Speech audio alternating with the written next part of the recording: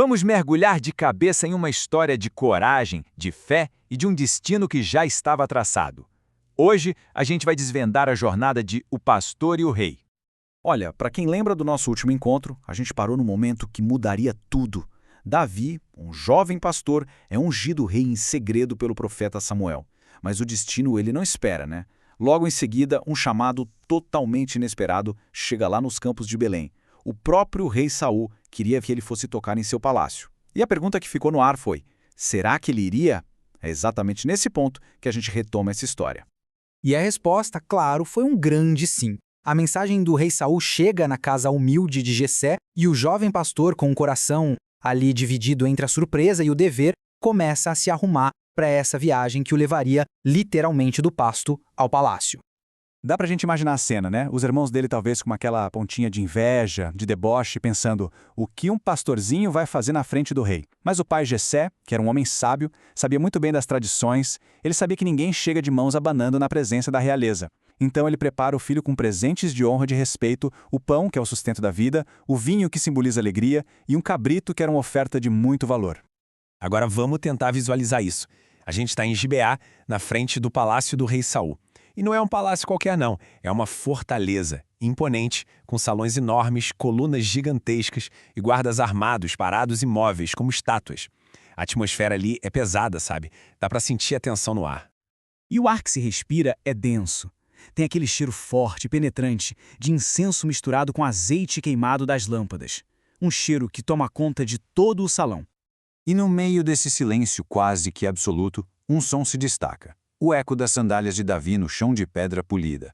E logo em seguida, aquele som grave, arrastado, das portas pesadas do salão do trono se abrindo, revelando o que estava por vir.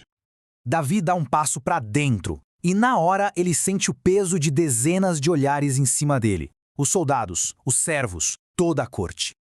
O coração dele dispara, e o frio daquele piso de pedra sobe pelos pés como um lembrete bem físico da sua pequenez naquele lugar de tanto poder. E então ele o vê. Lá no alto, no trono, está o rei Saul, envolto em roupas pesadas, luxuosas, a própria imagem do poder. Mas tem alguma coisa errada. O ponto principal que Davi nota de cara está nos olhos do rei, cansados, vazios, profundamente perturbados. Ali se revelava uma alma em pleno tormento. Com as mãos firmes, mas com o coração ainda batendo forte, Davi se aproxima do trono. Ele se curva com todo respeito, pega sua harpa e, fechando os olhos, seus dedos encontram as cordas. Ele começa a tocar. E nesse exato instante, parece que o próprio ar do lugar muda. Algo sobrenatural estava prestes a acontecer. E o efeito é impressionante, quase que passo a passo. Cada nota da harpa parece cortar aquele ar pesado da sala. O espírito maligno que atormentava o rei começa a se afastar. O ambiente, antes sombrio, parece ganhar luz, e a mente conturbada de Saul finalmente encontra um pouco de silêncio.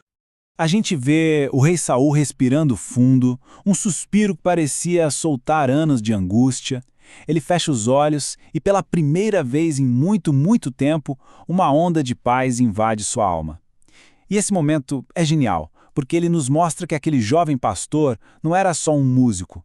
Ele era, na verdade, um instrumento nas mãos de Deus. Naquele dia, Davi, ainda sem coroa, sem exército, tocou sua melodia para o rei de Israel. Ele entrou no palácio como um simples pastor, um ninguém para a corte, mas saiu de lá como um homem marcado pelo destino. A identidade dele mudou completamente. Ele deixou de ser só o pastor, só o músico, para se tornar um instrumento de Deus. Um homem que estava agora no centro de uma história que mudaria uma nação inteira. O som da harpa de Davi se cala, mas as notas de paz ainda ecoam no palácio. Só que, enquanto isso, bem longe dali, num vale entre montanhas, um outro som, completamente diferente, começava a tomar conta de tudo. E o contraste é de arrepiar. De um lado, a música suave de uma harpa trazendo paz. Do outro, um brado de guerra que só trazia medo. E esse brado vinha de um homem de quase 3 metros de altura. Ele era pesado como uma máquina de ferro. A voz dele ecoava como um trovão. E o seu desafio era para todo o exército de Israel, o inimigo que francamente parecia impossível de derrotar. E por 40 longos dias, os gritos de desafio dele fizeram tremer não só a terra, mas a alma de cada soldado, do mais humilde até o próprio rei. O medo era um novo governante, e o silêncio apavorado do acampamento de Israel gritava mais alto do que qualquer provocação do gigante. Diante de um inimigo desses, o que fazer? Quem teria a coragem de dar um passo à frente?